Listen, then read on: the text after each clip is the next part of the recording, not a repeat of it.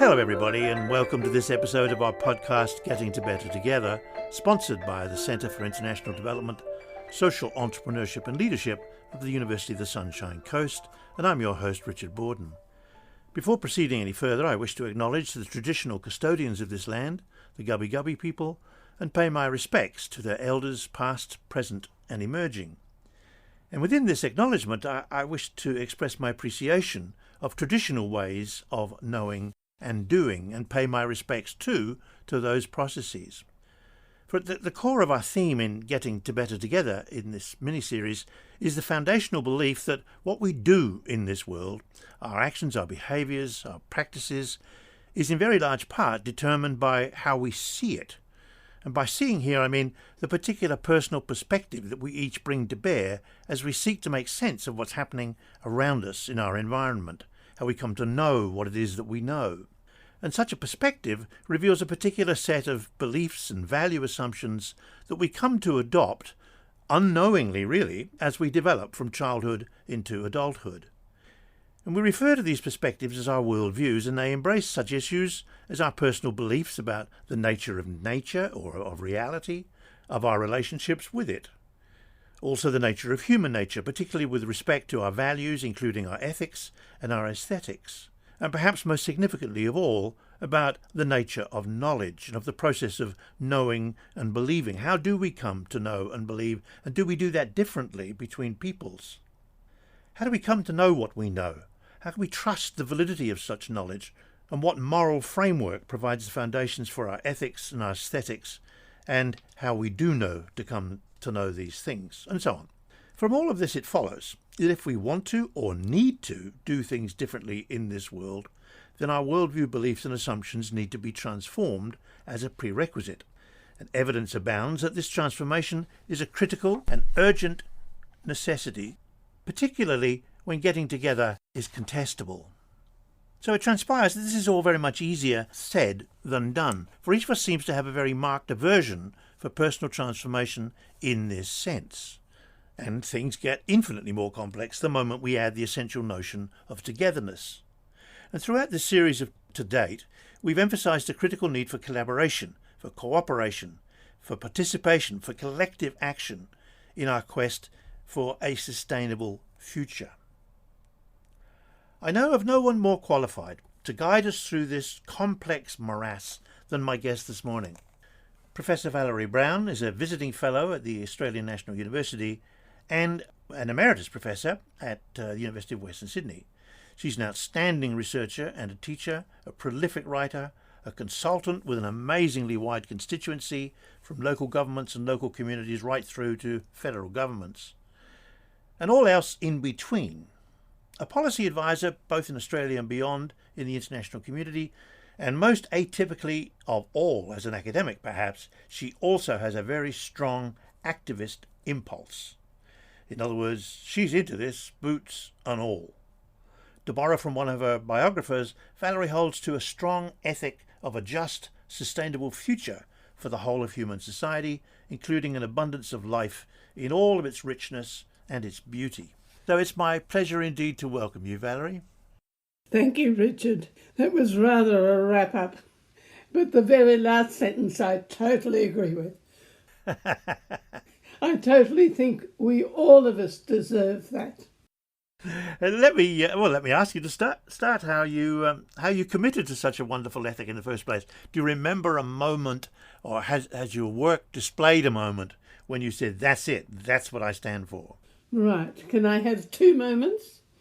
You can have as long as you like. One as a child, absolutely all-pervading contact or understanding of or love of the environment. Even an urban, ever since, of course, it's been natural environments, but in fact it's urban environments, it's home gardens. It's just that feeling of belonging to that rhythm. So right. That's one moment that I knew I could never give up, that I couldn't move on from. I would always be there. And the other one was after I'd been working in a university, and I was home for 15 years with children. And when I went back after children, and I, of course, am trained as a scientist, And when I went back after children, I thought, but science isn't telling us how to live. So I had to start again. So I really started again from the beginning, which has been very handy. I recommend it. Starting again from the beginning is the most marvellous. You've got empty fields to fill. Well, especially after changing in circumstances, isn't it? I mean, I can remember my late wife saying the same things to me, and I can remember her once throwing a book on psychology back to me when I suggested I could understand what our children were doing. Yes, I agree. And not only that, you also don't understand what anyone else is doing. When you change that, you were talking about changing frameworks and being a different person, or you didn't say that, but you said you pick up a different framework. And that's absolutely true, I think. The first time I became really aware of your work before you came and joined us at the University of Western Sydney, as it then was the local sustainability project, which was extraordinary in terms of, well, A, its motivation, and B, just its sheer logistics, let alone anything else. What drew you to that? Well, it grew from one local government to the sphere of local government, to the sphere of federal government, to international government. So it was a bit of a shock to me too. But that was a combination of what people were wanting and needing and where my mind was going at the time. So having got back into that framework of, okay, how can we have a just and sustainable future? I started thinking that one started with community. So often it starts with policy, or it starts with a power set, or it starts with money, economics. But it starts from a focus, and a focus of power.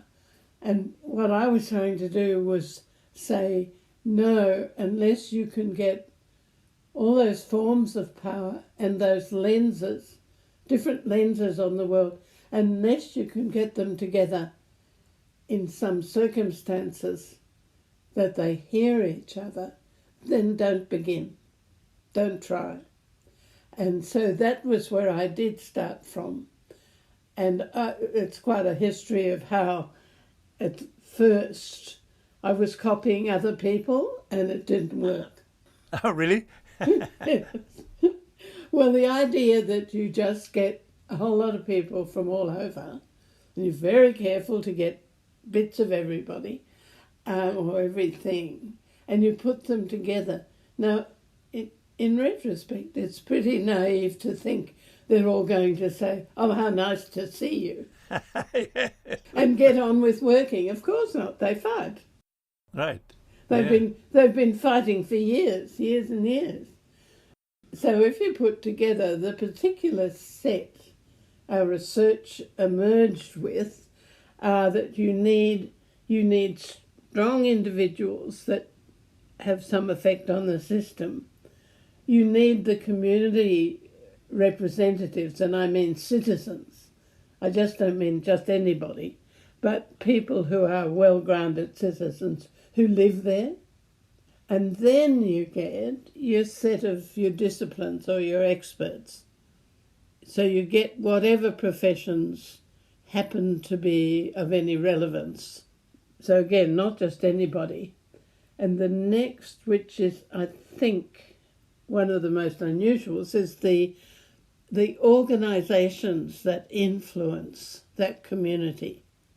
And that might be anything from the Red Cross to the childcare centres to main economic functions, all of that.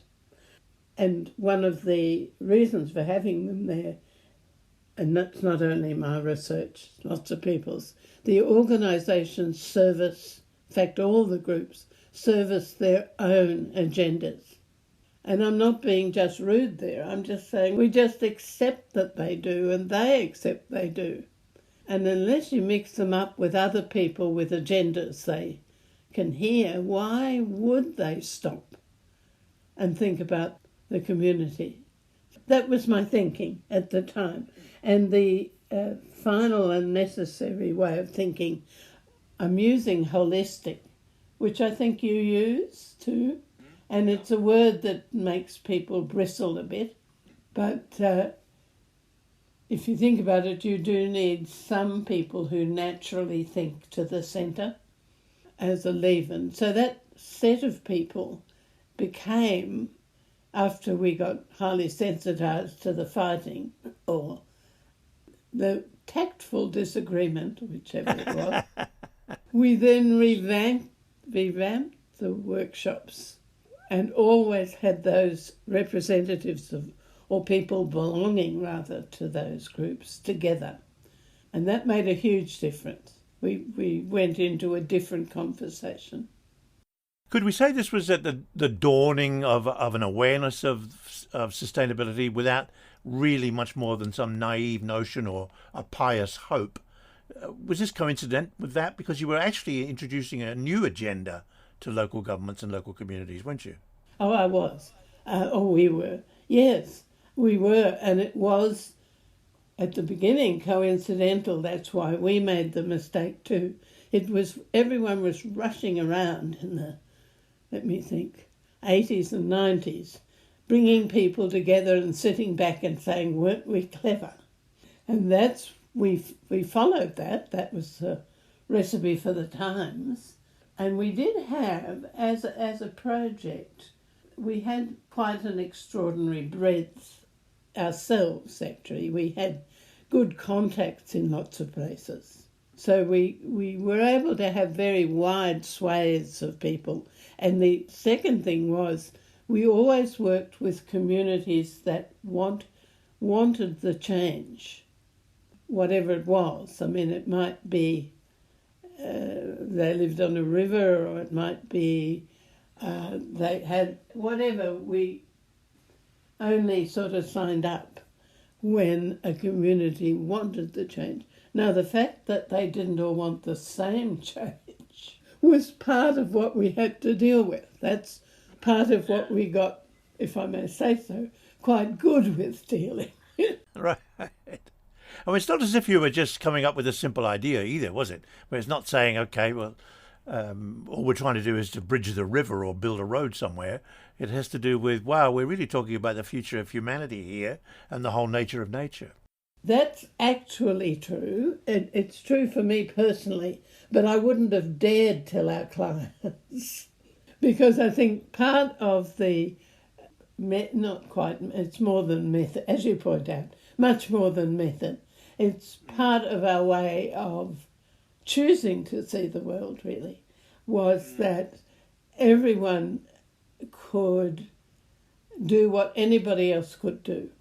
That one human being is not different from another human being in a really basic way. So if you're looking, humanity is a big word, but if you see every functioning community as a piece of humanity and the people in it as human beings, then what you have is something everybody shares.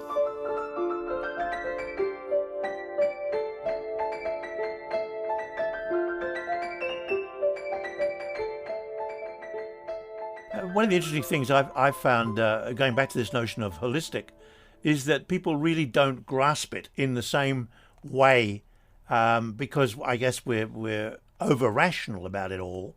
And one of the, just to digress slightly, one of the things that I found working with Aboriginal peoples a long, long time ago is this wonderful fusion, not just of people with nature, but of the supernatural with the natural. And that there was just no distinction. And one of the troubles I had in my early work was that I really dismissed the supernatural. And so for me then, early in my career, holism was just really simply a word that meant wholeness rather than immersion. That just is the ultimate, incredibly intricate interconnections between us as people among us and between us and the rest of nature. Absolutely. Yes, and it's probably why I like your work. So, yes, Let me just chew on that a second, because it's crucially important. So the word holistic we always had to treat carefully. People from the other groups, like the organisations and the specialists and the community, they always knew who they were. Wasn't a problem. Holistic was something we had to take a position on, because it's not generally talked about or thought about. But that's our culture, isn't it? Your Indigenous friends, of course, have a culture in which it is holistic. So there's no need to explain to people. Indeed, my Indigenous friends have to explain it to me. Yeah, that's right. And that's really true. It's really true. I often don't get it because it's simply not totally in my structure. For me, the immediate giveaway is when people say a bit more holistic. It can't be a bit more holistic. It either is or it isn't. That's a beauty. Yes, it's like it's more unique. But the holistic, if I can tell stories, it was in the Northern Territory actually, but I was working with a group, a mob, and we got on really well, and they asked me to come and live with them for a little while. And I thought that was fantastic. I was really getting somewhere. So I said, good, then I will better understand all the things that you've been talking to me. And they looked at me as if a sort of really naughty child who ought to grow up. And of course, I still hadn't got the message that I would never be part of how they thought. No. You need a lifetime. And so I think holistic to me is a bit like that. Like you have exactly what you said, Richard, exactly. You have it or you don't. So that we used to do lots of tricks and exercises to help work with people till each of them had a feeling of holistic. No definition, no feeling that it's one thing, but that everybody is centred somewhere. I think we made an early mistake in our early work about trying to come to it from the notion of systems. And for me, systems is holism. I mean, that the whole point about looking at things systemically is the same as looking at them holistically. It is emergent, it is absolutely non-understandable other than in its entire wholeness. And the mistake was that people identified, and still do, systems with machines. So it's still the world out there rather than the world in which I am immersed. And that seems to me a huge challenge for us concerned with trying to express sustainability in existential terms rather than simply something abstract, something out there.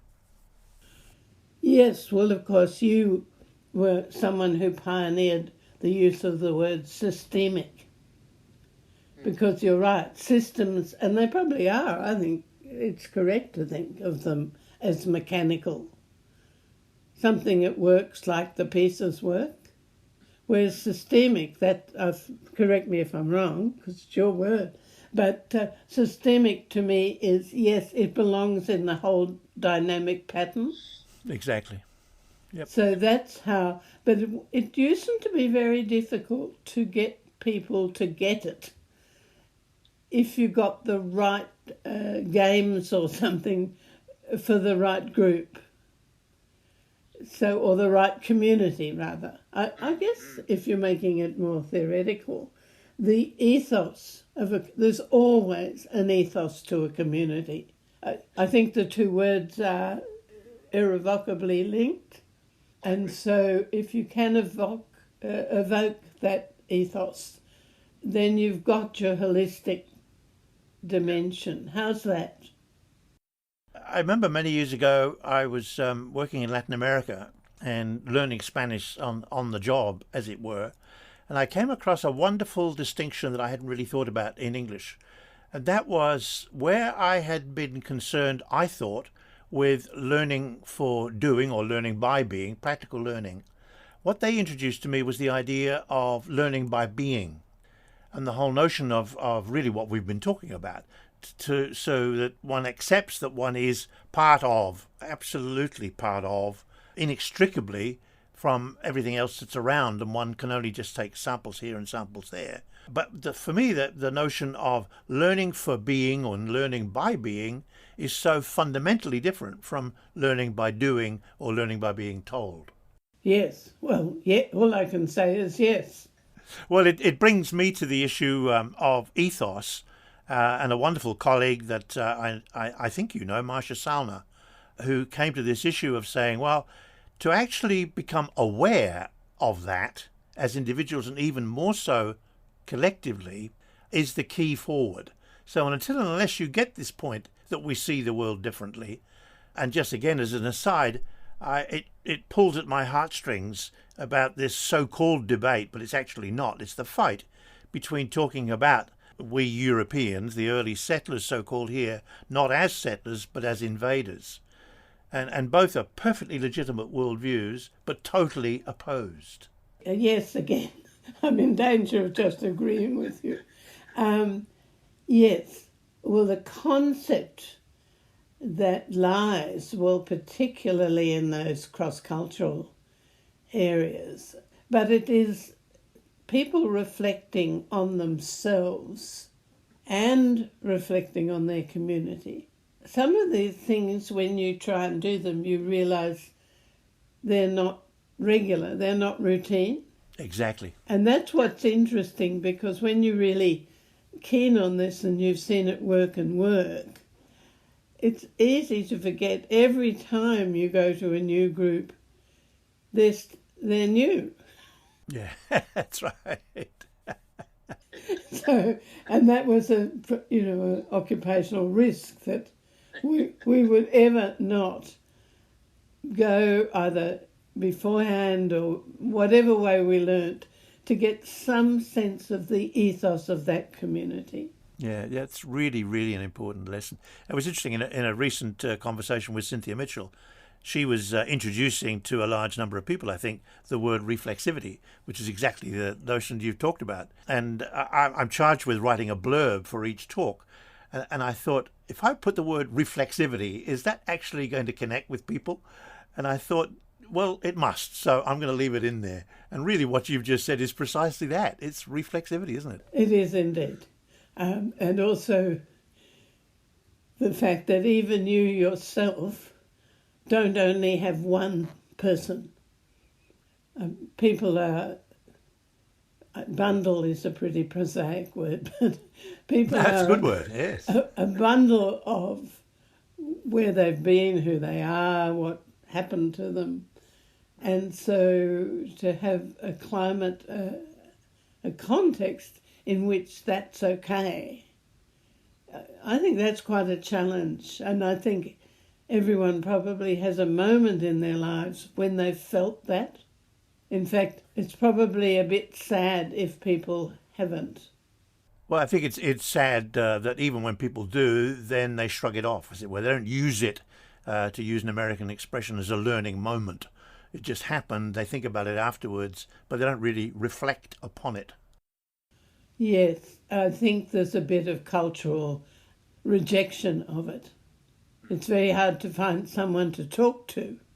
When you've had, what like I say, a moment, a special moment, and you maybe even recognised it and maybe want to revisit it, it's still not proper to go and talk to the person next door and say, I've just had this wonderful moment. You remind me of all the international travels that I've done, and I've come back with all these photographs and said, hey, look at all this, and people have just disappeared. Valerie, it's just been super talking to you after all these years, and I really hope that you can come back, because we haven't explored a whole lot of issues that I know that you not only know about but are passionate about, and they would include social learning, collective learning, transformation, and so on. So thank you so much for talking with us, and I look forward to talking with you again. Right, thanks, Richard. I enjoyed talking to you. Excellent. All the best. And thank you, everyone, for listening, and I look forward to meeting you again when next we meet with our next guest in what I think is an increasingly fascinating story of getting to better together. Goodbye.